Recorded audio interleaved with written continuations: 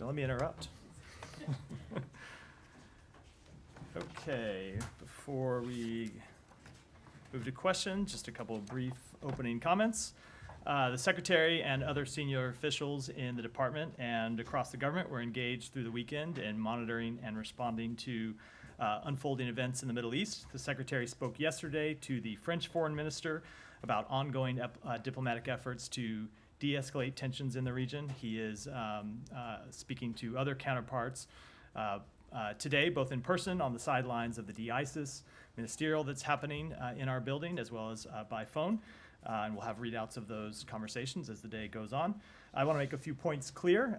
Number one, we support Israel's right to defend itself against terrorism. That includes by bringing brutal terrorists such as Hassan Nasrallah to justice.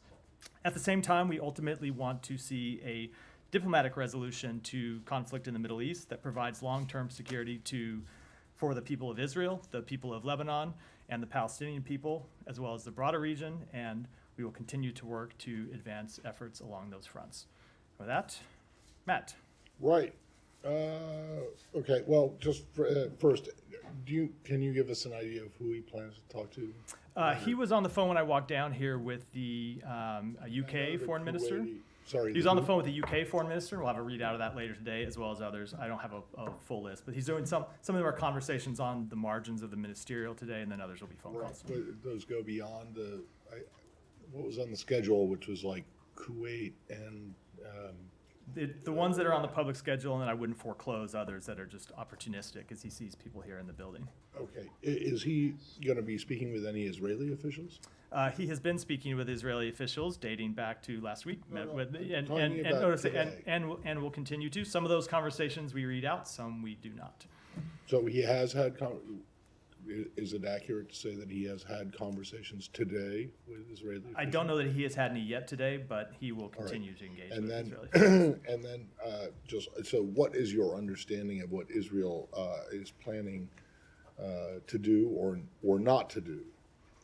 So I will let. I'm going to assume you're. I'm going to assume you're referring to the reports. Tell me what Israel is going to do. I'm asking you what they have told you they are going to do or not do. So I think you're. I shouldn't presume.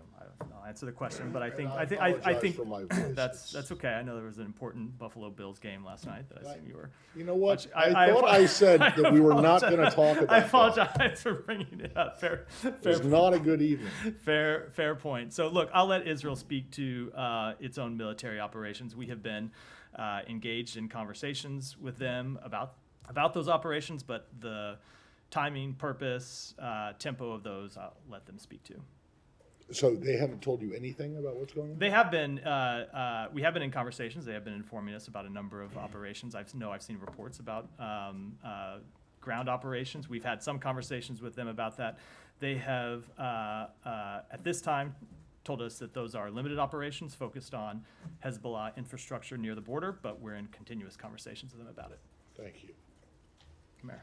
Matt, on those conversations, and you said they told us those are limited operations. Does the U.S. have some sort of a red line or an ideal description of success for Israel's operations that it's sort of talking with Israel? Like, this comes across as like pretty open-ended. I'm trying to understand whether U.S. is trying to limit it to, I mean, how will you know that these are limited incursions? How will you ensure it doesn't sort of escalate further? So I'm going to keep our conversations with the government of Israel private. These are conversations that we have had with them going back months, where we have been clear about what we believe is the best way to ensure that Israeli citizens can return to their homes and that the citizens of Lebanon can return to their homes.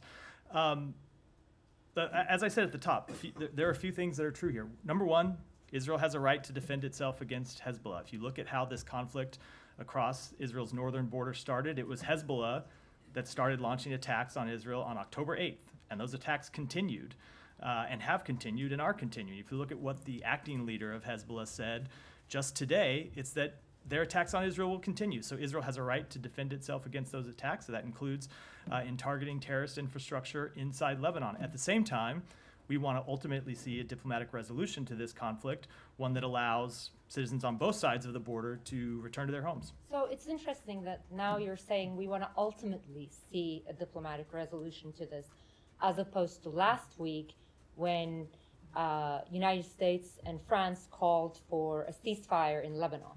So the United States at this point is no longer calling for a ceasefire in Lebanon? Not at all. You heard the president say today that we continue to support a ceasefire. We do, of course, continue to It's- support. it's- Hold on, let me finish. We of course continue to support a ceasefire, but I think sometimes people either misinterpret or have their own version of what a ceasefire is. A ceasefire is not one side in a conflict unilaterally putting down its arms and stopping the conflict. It is an agreement for both sides to stop the conflict. And in this case, what we have proposed is a 21-day ceasefire where both sides would stop attacking the other and we would reach a diplomatic resolution. And we are going to continue to engage with our Israeli counterparts, with Lebanese counterparts, and with other countries around the world to reach that objective. But at the same time, there are a couple other things that are true as well, which is that number one, military pressure can at times enable diplomacy. Of course, military pressure can also lead to miscalculation. It can lead to unintended consequences, and we're in conversations with Israel about all of these factors now.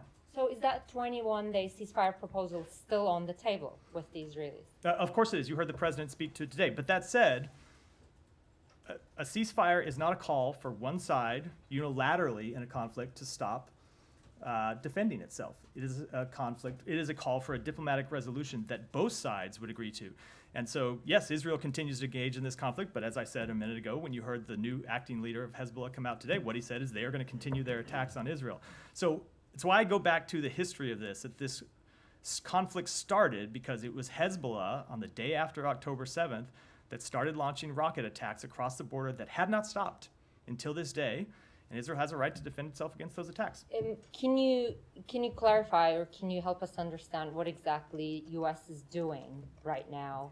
If that 21-day ceasefire proposal is still on the table, like what are you exactly doing to sort of diplomatically end this? What is the secretary doing, or what is the White House doing? Because from what it sounds like from what you're saying is last week, for example, a U.S. official and I believe senior other U.S. officials have said they disagreed with Israel's argument to escalate to de-escalate.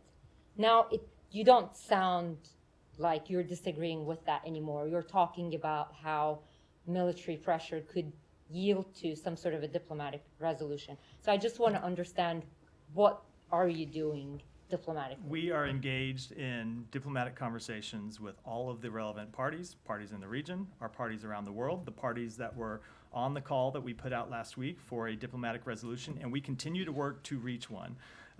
But if you look at the statement that we put out with the G7, with the EU, with a number of our important Arab partners last week, it was for a ceasefire, but it was also for a diplomatic resolution that called for the implementation of UN Security Council Resolution 1701. And what that resolution would require is something that Hezbollah has never done, and still to this date is not doing, which is to withdraw from the border in a way it was supposed to do years ago. So we will continue to push for a diplomatic resolution, but we should be clear that the burden of that diplomatic resolution falls not just on Israel, but on Hezbollah as well.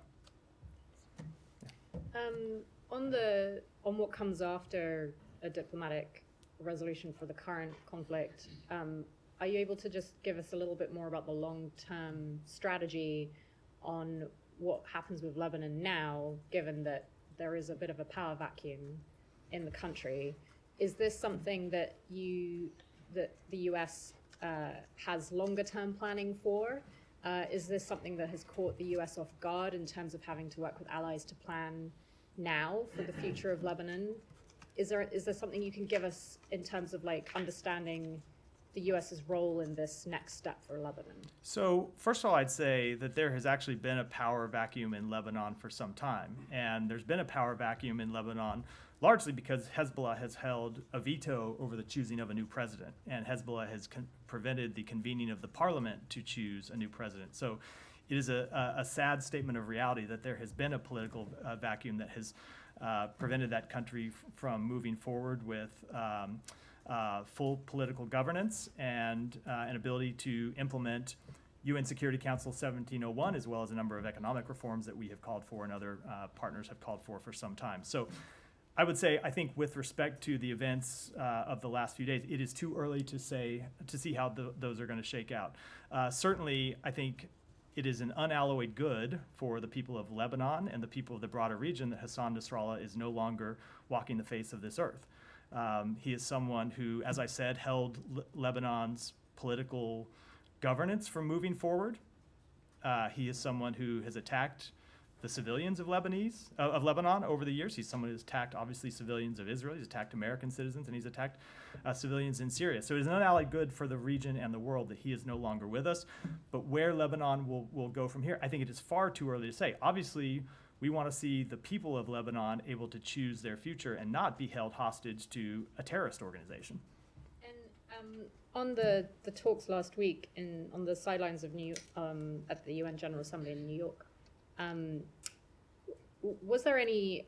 Would you describe it as a miscommunication between the Israelis and the US about a ceasefire being something that they would also want to work towards, or is that?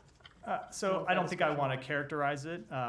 We put out the statement that we made with our partners in full coordination with our partners.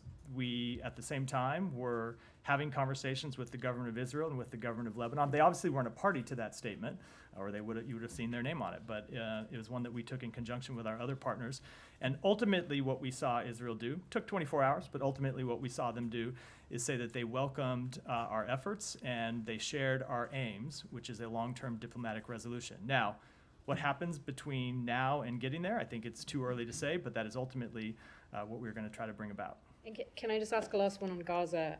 There was reporting in the Israeli press a few days ago about Yahya Sinwar, that there wasn't any communication with him in the last couple of weeks. The secretary also spoke about this last week, saying that Hamas is not engaging right now. Can you give us any update on the efforts there, talks? So with respect to the first question, when it comes to Sinwar, I don't have any update on his condition at all, one way or the other. When it comes to talks, though, what the secretary was speaking to is the fact that, several weeks ago, we were quite public about the fact that we had presented a bridging proposal that tried to get both sides to yes, and there were a number of implementing details that we needed to work out. And we were in a place where we were looking to present a further proposal that would bridge those remaining differences. And what's happened over the past several weeks is that the mediators that discuss these issues with Hamas, so Qatar and Egypt, have not been willing to get them to engage, have not been able to get them to engage at all. They have Qatar and Egypt have very much been willing, but had no party at the other end of the line willing to engage substantively at all in these proposals. So the reason you have not seen us put forward this proposal is we can't get a clear answer from Hamas of what they're willing to entertain and what they're not willing to entertain. So that's why the secretary made those comments. We're going to continue to try to work it, but it goes back to the point I made about ceasefires in the context of Hezbollah. To get a ceasefire, you need parties on both sides that are willing to discuss the issues with you and ultimately make decisions. This is not to say that Israel has fully accepted a ceasefire. Obviously, we know they have tough decisions to make, but the issue over the last few weeks has been that Hamas has been unwilling to engage. And finally, are the Israelis still at the table if that? We are still engaged with the Israelis on the question, and we had been, this process I spoke about where we were discussing the remaining issues with the mediators, we had been doing with Israel. And we had been discussing with Israel how we could get by the various differences and had an ongoing back and forth that would inform the proposal that we intended to present. So that process has been ongoing, but it has stalled on the other side. Okay. Yeah.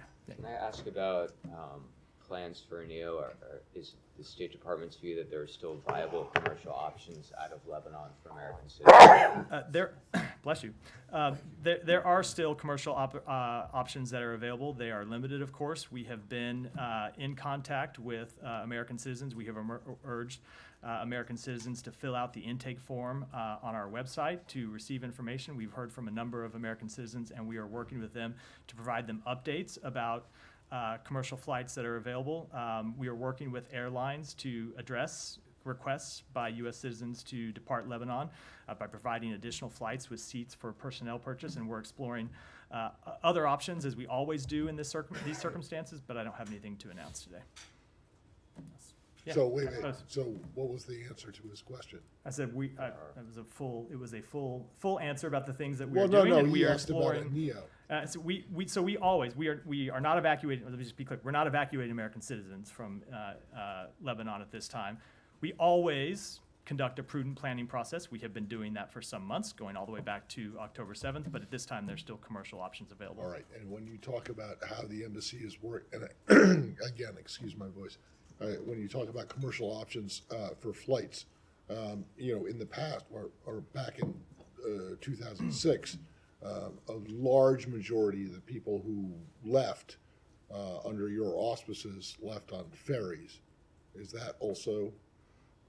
I don't want to say what options are or not under consideration. At this time, there are commercial options available. We are exploring other Flights.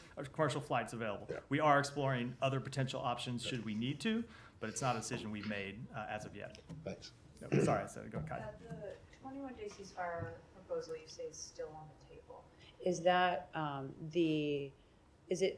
is that the focus of U.S. diplomatic efforts right now, or are you also pursuing other diplomatic solutions to what we're seeing between Hezbollah and It Israel? is the focus of our efforts, linked, of course, as we made clear when we made the proposal in the first place, to a broader diplomatic resolution. The idea of the ceasefire was not a ceasefire just for a ceasefire's sake. It was a ceasefire to give space to pursue a broader diplomatic resolution that would include Hezbollah pulling back from the border, so Israeli citizens and Lebanese citizens would feel safe to return to their homes. And to be clear, you've still not received a direct Israeli response to that proposal, because Netanyahu first threw cold water on it, then his office put out a statement, with some openness to a U.S. role in bringing down tensions there, but not responding to the proposal. So we don't know what Israel's response still is to that. Is that right? We have been engaged in ongoing discussions with them about the proposal. Okay. And then when we watch what Israel's doing here, they're saying they're open to a diplomatic solution, but they continue to forge ahead with these incursions into Lebanon. Is it the U.S. view that it is productive for them to be continuing to carry out their military campaign against Hezbollah while you're trying to find a diplomatic solution? So as you heard me say a moment ago, look, we recognize that at times military pressure can enable diplomacy. That's true. Is that the case now? That's true. I will say it is also true that military pressure can lead to miscalculation. It can lead to unintended consequences. We are in conversation with Israel about all of these factors. These are decisions that they have to make for themselves. No one else can make them for them. What we're going to continue to communicate to them is that while we support their right to defend themselves against terrorism, we support efforts to ensure that Israeli citizens can return to their homes. Ultimately, we believe a diplomatic resolution is the best way to accomplish that. And you won't say if the military pressure that they're applying now is productive or concerning and unproductive and could lead to a miscalculation? I'm not going to make an assessment, no. Hiba, go ahead. Matthias Naim Qassem went out and said today that they will not stop attacks. They will continue. But the Lebanese Prime Minister, he said, we are ready. After meeting the speaker, we are ready to implement the 1701. We are ready to send the army to the borders and elect a new president. I know there's a lot of things changing in Lebanon at this moment, but is there a room to avoid a military operation in Lebanon? I mean, what are you asking for? Are you asking now for Hezbollah to go and say, we withdraw from the border, we will implement the 1701 so you can put pressure on the Israeli? Do you think there's a room with the Israeli government, this government, to stop, to avoid a ground operation? We always believe that there is space for diplomacy, and we are not going to give up on diplomacy in this instance, as we never do. I will say we, of course, would welcome the full implementation of 1701. We would welcome the Lebanese armed forces helping to enforce 1701. We would welcome Hezbollah withdrawing from the border, as they said they would do when 1701 was passed, and of course never have done. So those are all steps that we would welcome. They would all be steps that would be important for de-escalating tensions and finding a diplomatic way out of this conflict. And so we'll engage with Lebanon to see that those steps are implemented. But ultimately, those are things that we have heard promised before that ultimately haven't proven true. Certainly, we would welcome them if they were in this case. Israeli. So, why have you then been providing the Lebanese armed forces with hundreds of millions, if not billions of dollars, if they haven't been doing what you want them to? Look, we do? continue to work to try to increase stability inside Lebanon. We have not given up on 1701, but it's just a statement of fact that has never But been you fully also implemented. haven't given up on the laugh either, right? No, we have not. Yeah, I'm sorry, were you finished, Heba? So just to follow up on that question, if you're not giving up on the laugh, and the Israeli are targeting Hezbollah, but how they are targeting them also is questionable. But the thing is, regarding the infrastructure and the institutions in Lebanon, is there a kind of warning from the U.S. government that they should not target, for example, the airport, the port, the LAF? We absolutely do not want to see civilian infrastructure targeted. Terrorist infrastructure, Hezbollah targets, of course, are legitimate targets for the IDF, just as America and other countries would strike terrorist organizations that targeted them. But we do not want to see civilians targeted. We do not want to see civilian infrastructure targeted. And one more question. The Israeli Prime Minister also said that he wants to change the face of the Middle East, and he was addressing the Iranian people. So what do you read in this speech? Because he made this speech before also his operations in Lebanon. So I have not seen his full remarks. I saw that he released a video today. I haven't watched them in full, so I'm a little bit reluctant to comment on them at this time. Yeah, Tom. Just wanted to follow up on what you were saying a moment ago, because you've spoken a lot about the security issues for both Israel and Lebanon and sort of, across the border and in a state-on-state sense. But what about, how concerned are you about stability within Lebanon, both politically and socially? We know that this is a country with a very fragile sectarian makeup. We've now had a huge shock to that, given what the Israelis have done over the last week or two, and which compounds a series of very significant shocks for that country over the last years, from a financial crisis to the Beirut port explosion and so on. So what's your assessment on what all this does to Lebanon internally? I think it is too early to say. And I'll go back to the answer that I gave. I don't remember whose question it was. The concern over Lebanon's stability is not something that just started last week, right? You look at the incidents that you spoke to. You look at the fact that Hezbollah has prevented the appointment of a president for, I think it's around 2 years now. We have been greatly concerned about the stability of Lebanon. In terms of what the events of the past week mean, I think it is far too early to say, but the exit of Hassan Nasrallah from the stage, we believe is an unalloyed good for the country and the region. It is just a fact when you have a brutal terrorist with that much civilian blood on his hands no longer operating, that is a good outcome. And to follow up on the points about, you were asked a lot about your demands, or your calls rather, for a ceasefire last week. But you did more than that, because you were calling for restraint repeatedly. And the US was leading the diplomatic charge at the United Nations on this. What we have definitely not seen is restraint. And you talked about a ceasefire involving two sides, but on this we have seen a very sharp escalation by the Israelis. So as your call for restraint has failed. So we continue to call for a diplomatic resolution, but at the same time, as I said, Hezbollah has continued to launch rockets that have kept Israeli civilians from returning to their home, and Israel absolutely, along with every country in the world, has a right to defend itself from terrorism. It also has a right to go after legitimate terrorist targets like Hassan Nasrallah, and we support them taking those steps.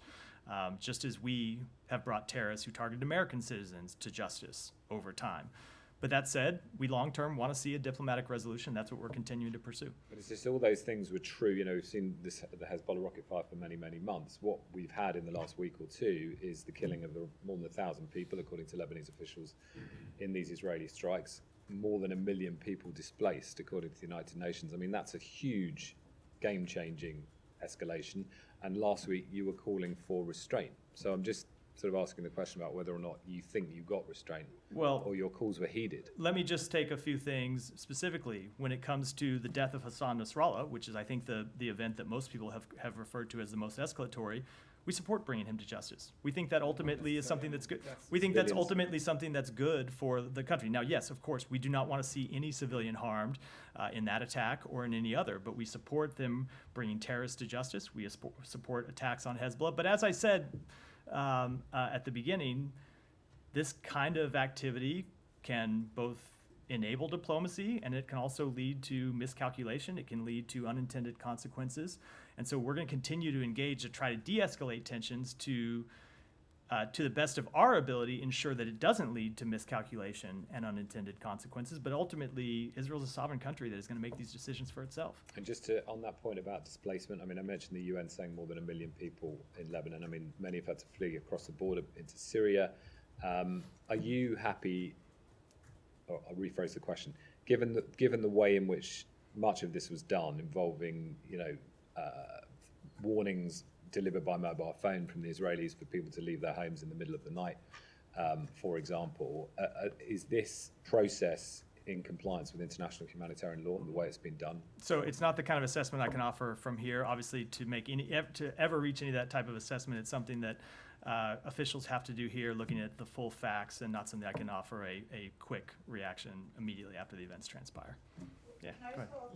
Yeah, go ahead. Are you how worried is this department about the humanitarian impact of 1 million people leaving Lebanon at this time? Of course, we're worried about the humanitarian impact. We're worried about how that can be destabilizing, as we've seen before during refugee crises. And we are engaged with partners in the region. We'll continue to be engaged to try to find the best way to deliver humanitarian assistance to those people. But ultimately, the best thing that we can do and that other countries in the world can do is find a diplomatic resolution that allows those people to return to their homes. These obviously are not the first people that have had to flee their homes as a result of this conflict. You've had somewhere around 60, 70,000 Israeli families. I think I've seen estimates somewhere around 40,000, I should say Israelis, not Israeli families, somewhere around 40 or 50,000 Lebanese who've had to flee from their homes. So this is unfortunately a problem we've seen since the outset of this conflict, which is why the ultimate way to bring all those people home is to reach a diplomatic resolution. And is there any near-term prospect of getting them the things that they need as they're fleeing and leaving their homes? It's something that we're working on with humanitarian organizations. Obviously, we're in the early days of this humanitarian situation, but we are in contact with our partners in the region and humanitarian organizations at the UN and elsewhere about how to best provide humanitarian assistance to those people. And are you worried about pulling resources from those who have been displaced in Gaza as a result of this mounting humanitarian problem? So that would always be a concern, but what we would always in this type of situation, as happens whenever there is a humanitarian crisis anywhere in the world that you don't, anywhere in the world, is we'll look to identify, if necessary, new sources of funding to provide humanitarian assistance to people who need it. Thanks. Yeah. You said that Israel has indicated that the ground operations are limited at this time. That doesn't preclude a ground invasion. And there are experts inside and outside the U.S. government that say Israel appears poised for a ground invasion. Is that not what you see? So I'm just going to speak to what our understanding is of their operations at this time. I'm not going to speak to what steps they may or may not take in the future. They'll have to speak for themselves. And if I could follow up on what you were talking about earlier, Netanyahu is actually expanding the war. So despite U.S. calls for diplomacy, as you mentioned earlier, ceasefire, he's expanding it not just into Lebanon, but also into Yemen. Is it safe to say that he's simply ignoring U.S. concerns? So let me take a little issue with the way you frame the question. Israel did not attack Hezbollah first. Israel did not attack the Houthis first. In both cases, those were responses by the government of Israel to attacks from terrorist organizations. So they struck Hezbollah after taking months and months of rocket fire and last week missile fire, drone fire from Hezbollah. When it comes to the Houthis, they have been on the receiving end of attacks, including in recent days from the Houthis that they were responding to. So they, like every country in the world, have a right to defend themselves from terrorism. Now, the way they do it matters, ensuring that they do so in a way that doesn't, that avoids miscalculation and doesn't needlessly increase tensions. That is the type of thing we will continue to be in conversation with them about. But I think we ought to just be clear about the facts of what happened. Sure, but I mean, you have mentioned that the U.S. has counseled restraint. I mean, have you seen any restraint? So I'm going to just go back to what I have spoken to, which is we want to see a diplomatic resolution. But when it comes to restraint, we also support Israel's right to defend itself against terrorism. If the United States was on the receiving end of a terrorist organization launching rockets at us, we would defend ourselves against that terrorist organization. If that was Hezbollah, if that was the Houthis, if that was Hamas, I can guarantee you those are steps that we would take. Those are steps that just about any country in the world would take. Now, the way they do it matters. The fact that they need to be smart and strategic matters, and we're going to continue to talk with them about how best to accomplish those goals, but they absolutely have the right to defend themselves against ongoing attacks from terrorism. Understood. One bit of clarification here. Are the Houthis currently a designated FTO? They are not a designated FTO, but they, Isn't one of the first things this administration did when it came into office to remove the Houthis If from you the recall, we FTO have list? designated them under another Yes, another I know, designation but that and But yours- continue under this other designation to refer to them and treat them as a terrorist organization. All right, I just Yeah. want Yeah, to make just- the point that yeah. they are not an FTO at the moment. Sorry. One follow-up on Lebanon, and I will have one more question on the region. You said Israelis told you that this is a limited operation. Can you elaborate more on that? Like, how do you define a limited operation, and how do you define a major operation? So I am. This is not a U.S. definition. This is what they have informed us that they are currently conducting, which are limited operations targeting Hezbollah infrastructure near the border. I will let them speak for themselves about what the operations actually are. And These are limited ground operations. That is our understanding. But again, they should speak to that, not us. Yeah.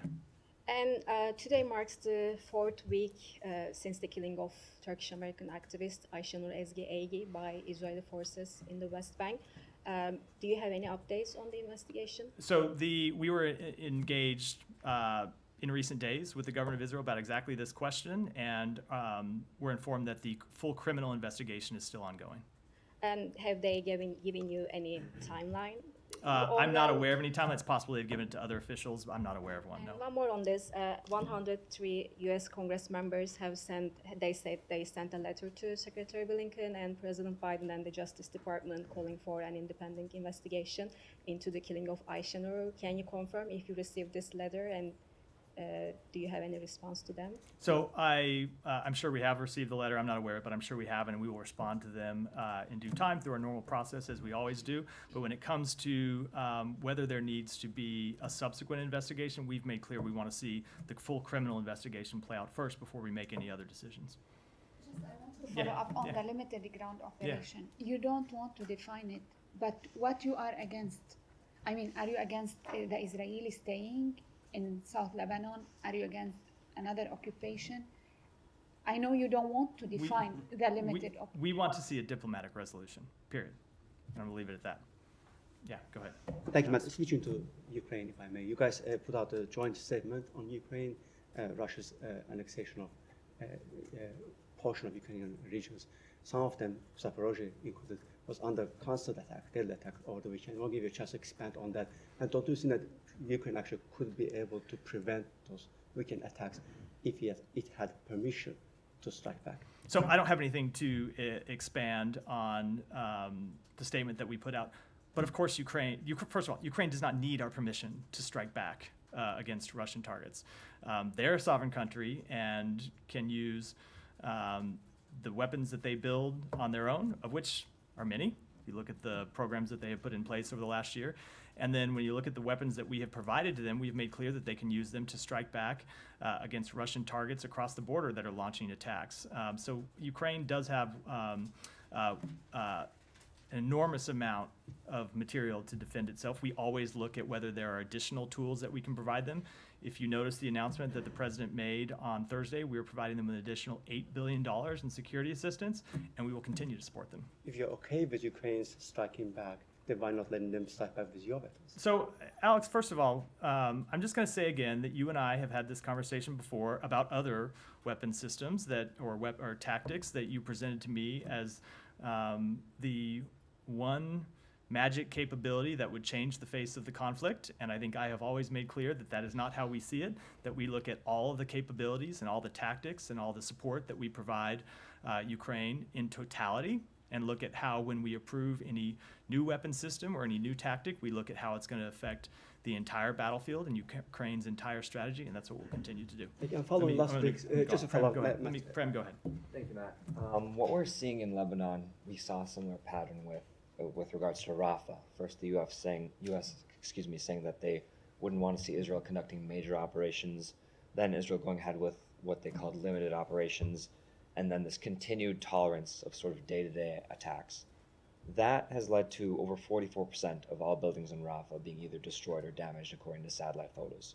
Which is to say that there might not have been a major operation in Rafah, but there was cumulative attacks that led to a good deal of destruction. So how does this precedent of Rafah portend for Lebanon? So every conflict is different, but if you look at what we continue to engage with Israel about when it comes to Lebanon, is ensuring that they have the ability to attack terrorist targets, terrorist infrastructure, a terrorist organization, but ultimately we want to see a diplomatic resolution.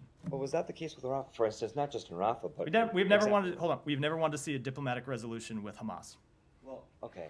Well, what about the ceasefire? We wanted to see a ceasefire, but we have always Doesn't been that committed. not involve We have diplomacy? always been committed to the destruction of Hamas. We did want to see a ceasefire, but we have always made clear that we wanted to see a different authority moving forward in governance of Gaza. Okay, but so for instance, other UN satellite image shows that 66% of Gaza structures have been damaged. And you earlier today said that the U.S. supports the targeting of terrorist infrastructure, not civilian infrastructure. Does the U.S. believe 66% of Gaza's buildings are terrorist infrastructure? Absolutely not. Absolutely not. Which is why we have been engaged to try to reach a ceasefire to end that conflict, which is why we have been pushing for a ceasefire to months. And I wish that Hamas would come to the table and work with us on a ceasefire. As you heard me saying earlier, Hamas has been absent for weeks. Won't even respond to the mediators putting forward ideas asking whether they would agree to a ceasefire or not. Look, you can talk about Israel and the culpability that Israel has and the tough decisions that Israel needs to make. And it's absolutely true that Israel needs to make tough decisions to get to a ceasefire. But the way out of this conflict is a ceasefire. And it is Hamas that's missing in action right now that won't come to the table to talk about one. And then finally, a few weeks ago, the U.S. ambassador to the UN said, quote, "I do not believe the Palestinians as they exist right now have all the elements to give it statehood." What do you think, which elements are Palestinians missing? And do you think the U.S. continual unconditional support to bomb Gaza and Palestine supports achieving those elements? Well, I'll give you one of the elements that is missing, which is Palestinian Authority governance of Gaza. You've seen Hamas in charge of Gaza going back months or going back years. We have tried to reach, or we have put forward ideas for Palestinian Authority governance of Gaza and ultimately a unified Gaza and the West Bank. That's as something that would be a prerequisite to a state. That's something that's obviously not happening right now, but something that we'll continue to push for. And then one final thing, I'm sorry. Yeah, Thank you, one Carlos, more. I'm sorry. Last week, the Israeli Minister of Education, Yoav Kish, said that Lebanon will be annihilated and there is, quote, no difference between Lebanon and Hezbollah. What's your response to a person tasked with educating Israelis saying such a thing? Well, obviously that statement is not true and those comments are completely inappropriate. So can I just Yeah. on that, you said the Palestinian Authority, one of the defects or shortcomings is the PA doesn't have control over Gaza. Do you think that the PA has effective governing control over the West Bank? It has effective governing control over parts of the West Bank, certainly not all of it. Some of it? Yeah, some of it. Which parts? The parts that it is in control of, and then there are other parts where Israeli maintains security control. So it certainly does with parts of the West Bank. Thank you. I want to follow up regarding the civilian casualties in Lebanon. During the past week, Israel targeted many residential buildings and heavy airstrikes. In one of them, 33 people were killed in Bekaa. Israel always is claiming that there are Hezbollah members there. How is the U.S. not condemning or finding it normal that a whole building can be targeted only for one person, even if kids are being torn to pieces? We do and not- sometimes we don't see a Hezbollah member after in that building after it was hit by an airstrike. So we don't want to see a single civilian casualty We are in seeing it. Lebanon. Yeah, we are seeing them as we see them in other conflicts, and it is a tragedy, and it is why we are trying to pursue a diplomatic resolution to this conflict. This conflict never would have started. Again, if we want to talk about culpability, if Hezbollah on October 8th hadn't started attacking Israel. That's what we did last No, week. I know, but it's important to understand why Israel is defending itself against these attacks. It's because Hezbollah started a war, started a conflict with Israel on October 8th. Had nothing to do with Gaza. Nothing at all to do with Gaza. They started the conflict, and Israel has a right to defend itself against that terrorism. Now, that doesn't mean that every civilian death isn't a tragedy. Of course it is, and Israel needs to do everything possible to minimize civilian casualties. But the reason why this conflict, just before you interrupt, just let me finish. The reason why this conflict is happening in the first place is because for 12 months, Hezbollah has been attacking Israel. 12 months, and has been unwilling to cease those attacks. And that's why Israel's defending itself. Yeah, but they are not doing a better job. We saw it in Gaza, and we're seeing it again in Lebanon. There's always a lot of civilian casualties. There are always kids that are being targeted, And- aid workers being targeted. So they're not doing their best job. They absolutely need to do more to minimize civilian casualties. And ultimately, it's why we want to see a diplomatic resolution to the conflict, is because not just the destabilizing effects on the region, but the terrible toll that this war produces for civilians in Lebanon, that's produced for civilians in Gaza, and of course that it produced on October 7th for civilians inside Israel. Yeah, go ahead. Thank you very much, Matt. In Pakistan, this donut shop has become very popular by the name of Krusty's because its employee had called the Chief Justice of the Supreme Court of Pakistan that shame on you. My question is, do you hear these things? I mean, spokesperson, you see globally, do you see countries where the Chief Justices are called shame on you? I am not fully tracking the latest donut shop news from Pakistan, I will admit. So, But you are in Northern Virginia. And not tracking and Northern Capitol Virginia. Hill. I'm not tracking Northern Virginia donut news either, but I'm happy to be educated.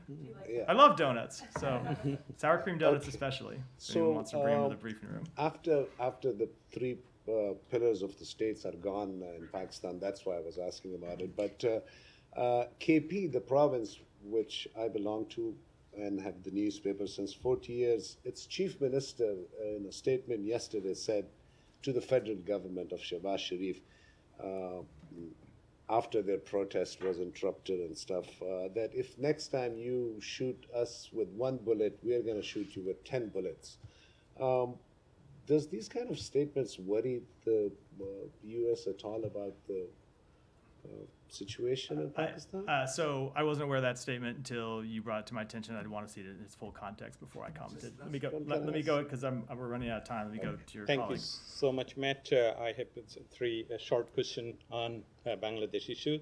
Given Nobel laureate and chief advisor to the Bangladesh government, Muhammad Yunus' recent acknowledgement of meticulously designed conspiracy leading to political change in Bangladesh. As he said at the Clinton Global Initiative annual meeting, it's amazingly meticulously designed thing.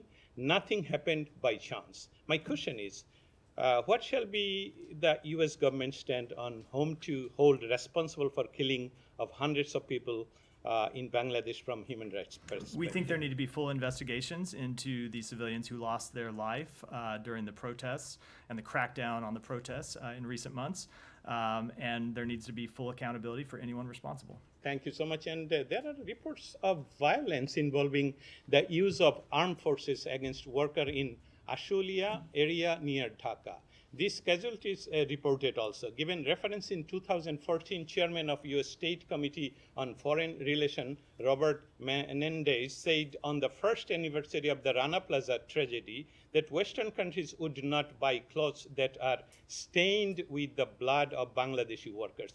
Given the U.S. long-standing advocacy for labor rights and peaceful protests, does the State Department have any comments and concern regarding this? And let me take that one back and get you an answer. And then- Last question on press on Bangladesh. Several prominent journalists in Bangladesh, including Shakil Ahmed, Farjana Rupa, Muzammel Haq Babu, Shemal Datta, and Mahmudur Rahman, are reportedly being held in custody without bail.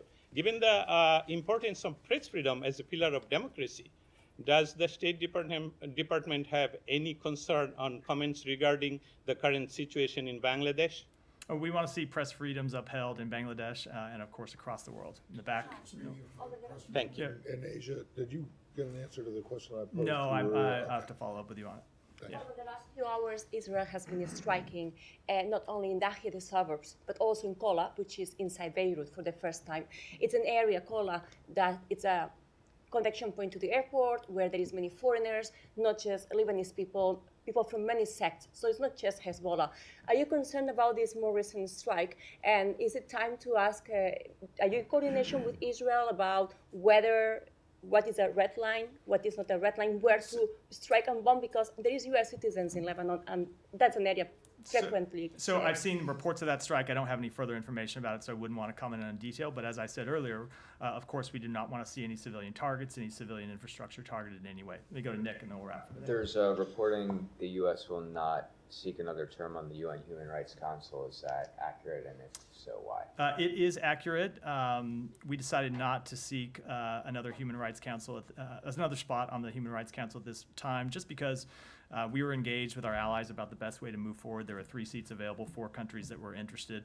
We looked at the other countries that were running for this spot, Spain, Iceland, Switzerland. All of them are countries with a very strong record of support for human rights. We thought they could carry the flag forward, but we will engage. We will continue to remain engaged on human rights issues and are currently slated to run again in 2028. With that, we'll wrap for today.